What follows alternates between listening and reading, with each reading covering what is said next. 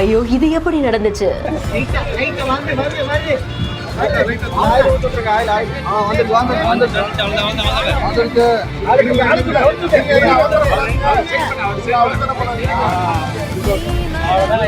ஐயா உட்காருங்க, காலை நீட்டி உட்காருங்க. வேட்டி கட்டுவீங்க, வேட்டி கட்டி காலை நீட்டி உட்காருங்க. காலை நீட்டி உட்கார வைப்பா பச்சை. சென்டர் மீடியன் கேப்பில் சிக்கிய முதியவரின் பாத. வெகு நேரமாக முதியவரை மீட்க நடந்த போராட்டம்.